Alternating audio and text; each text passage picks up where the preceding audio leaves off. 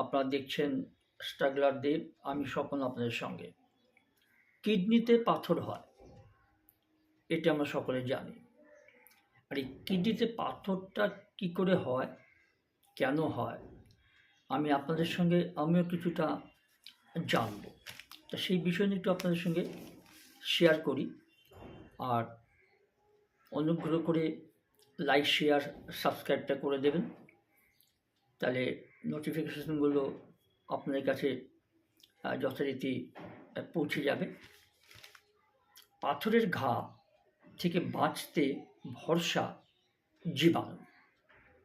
দেখুন, একটা বেশ মজার ব্যাপার যে পাথর তো আমরা দেখি, স্টোন যাকে বলে, আর কিডনিতেও পাথর হয়, কিন্তু কেন হয়, তার কারণটা কি, সেটা কিন্তু না জানলে প্রিকশনটা নেওয়া যায় না। মানে সতর্কতা বা সতর্ক অবলম্বন করা যায় না। আপনার কি ঘন ঘন অ্যান্টিবায়োটিক খাওয়ার বাতিক আছে?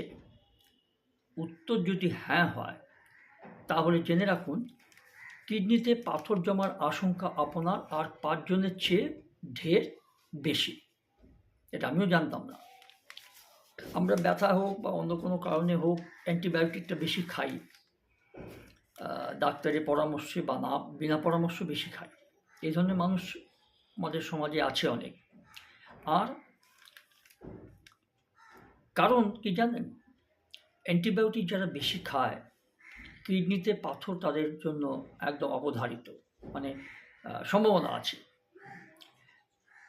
কারণটা কি জানেন, সংক্রমণ সৃষ্টিকারী ব্যাকটেরিয়ার পাশাপাশি অ্যান্টিবায়োটিক মেরে ফেলে শরীরের উপকারী এবং বন্ধু ব্যাকটেরিয়াগুলোকেও। আর সেই শরীর বান্ধব ব্যাকটেরিয়াগুলি আদতে কিডনিতে পাথর জমা ঠেকায়। তো আর তাদের অবর্তমানে ফাঁকা মাঠে গোল দেয় কিডনির পাথর। মূলত অক্সালেট গোত্রের পাথরগুলি, মানে 60% ক্ষেত্রে এই পাথরই দেখা যায় কিডনিতে। এখানে ব্যাকটেরিয়ার ব্যাপারটা জানাটা খুব দরকার ছিল। তাই আমি আপনাদের মতো আমিও কিন্তু জানছি যে কিডনিতে পাথর হলে সেই অপারেশন করা, ব্যথা বেদনা, সুস্থ মানুষ ব্যস্ত হওয়া, অনেক আবার এইসব ব্যাপারটা ঠিক জানেও না বা জানেন না। দেখুন, বিষয়টি সম্প্রতি প্রকাশে এসেছে বিজ্ঞান পত্রিকা মাইক্রোবায়োম নামের জার্নালে প্রকাশিত একটি গবেষণাপত্রের দৌলতে। আমেরিকান ইউরোলজিক্যাল অ্যাসোসিয়েশনের অর্থানুকালে কানাডার লাসন হেলথ রিসার্চ ইনস্টিটিউট এবং ওয়েস্টার্ন ইউনিভার্সিটির গবেষকদের করা এই যৌথ গবেষণায় দেখা গিয়েছে কিডনিতে পাথর তাদের বেশি হয় যাদের শরীরে, বিশেষত লালা, খাদ্যনালী এবং মূত্রনালীতে বন্ধু ব্যাকটেরিয়ার বসবাস তুলনায় কম। আমরা জানি ভালো কোলেস্টেরল আবার খারাপ কোলেস্টেরল দুটোই আছে, ভালো ব্যাকটেরিয়া আবার খারাপ ব্যাকটেরিয়া দুটোই আছে। আর যেখানে ভালো ব্যাকটেরিয়ার অভাব, সেখানে কিন্তু কিডনির পাথর সেই সুযোগটা নেয়।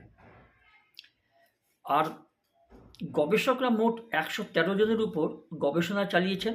এদের মধ্যে কিডনিতে পাথর ছিল 83 জনের এবং বাকি 30 জন ছিলেন সম্পূর্ণ সুস্থ।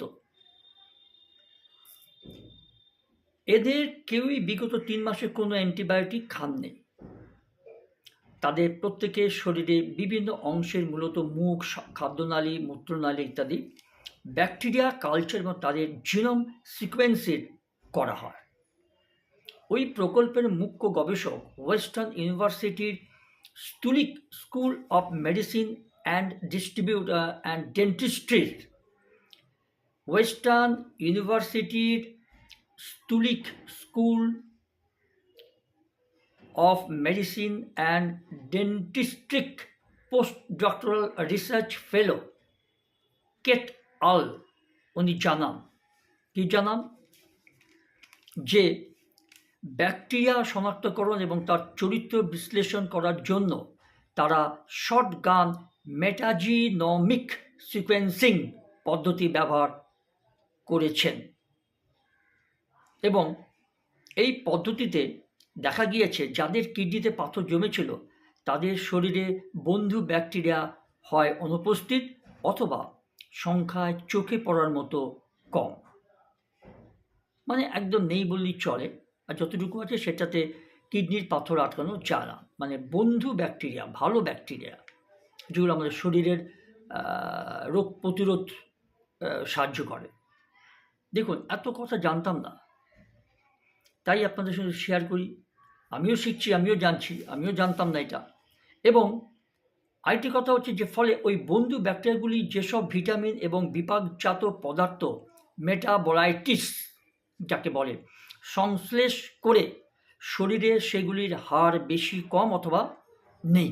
পরে দেখা গিয়েছে যাদের কিডনিতে পাথর জমেছিল তাদের খাদ্যাভ্যাস খুব স্বাস্থ্যকর নয়। তার মানে খাদ্যাভ্যাসের উপরই নির্ভর করে যাবতীয় রোগের আদান প্রদান, উপস্থিত অনুপস্থিত। খাদ্যাভ্যাসটাই হচ্ছে মানুষের সবচেয়ে বড় একটা ফ্যাক্টর, এবং যেটা যেটা হয়েছিল যে যাদের অ্যান্টিবায়োটিক সেবনের প্রবণতা অন্যদের থেকে বেশি, ফলে তাদের অন্তত 84%, 84% রোগীর ক্ষেত্রে দেখা গিয়েছে শুধু অক্সালোব্যাক্টার নামে এক ধরনের বন্ধু ব্যাকটেরিয়াই নয়, ল্যাক্টোবেসিলাস এই যে মেগাস্পিরা, যেটা বলছি আমি, ল্যাক্টোবেসিলাস মেগাস্পিরা, সায়ানোব্যাকটেরিয়া সহ আরও বেশ কিছু উপকারী ব্যাকটেরিয়াও তাদের শরীরে কম ছিল অথবা একদমই ছিল না। যে 84% মানুষের শরীরে পাথর পাওয়া গেছে, তার মানে ব্যাকটেরিয়াও, ভালো ব্যাকটেরিয়াও মানুষের অনেক উপকার করে।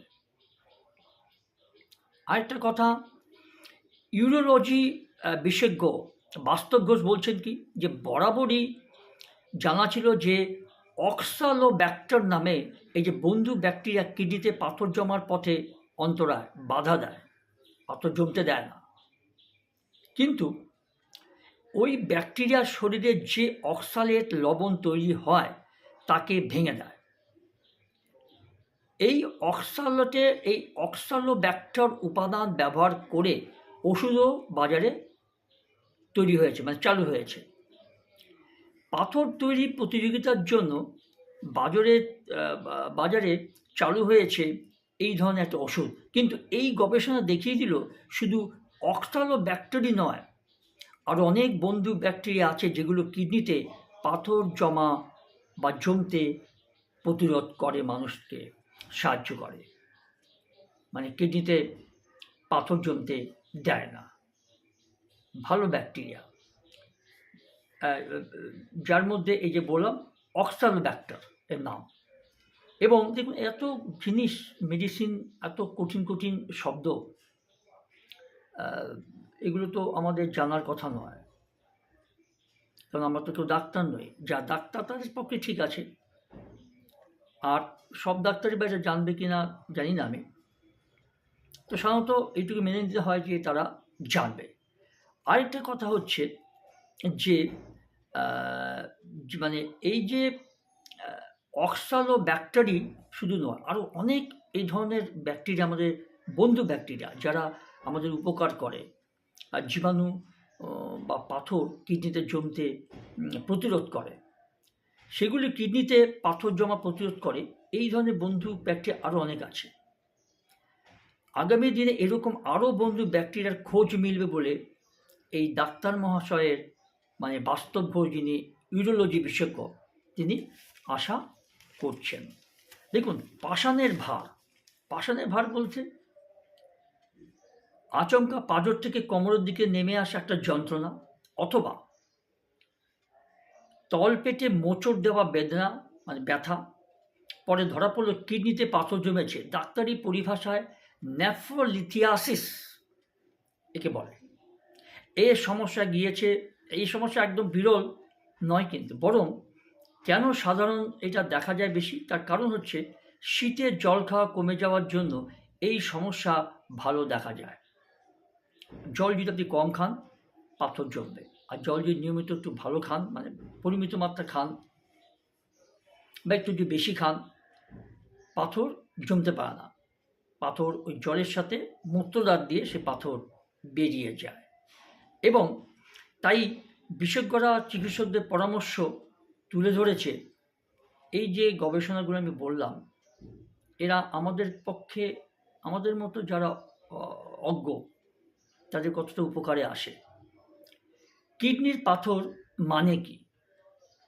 দেখুন, প্রস্রাবের মধ্যে মিশে থাকা কিছু লবণ জমে গিয়ে ক্রিস্টাল বা ক্যালাস আকৃতির শক্ত পদার্থে পরিণত হয়ে গিয়ে আটকে থাকে কিডনিতে। পাথরটা কিডনির বদলে মূত্রনালী বা মূত্রাশয়ের গোড়াতেও অনেক সময় আটকে থাকে। ডাক্তারি পরিভাষায় একে রেনাল ক্যালকুলি বলে। কোন লবণ সবচেয়ে ঝামেলা করে? এগুলো হচ্ছে কিডনির পাথর, মানে আমাদের প্রস্রাবের মধ্যেই কিছু এক ধরনের লবণ থাকে।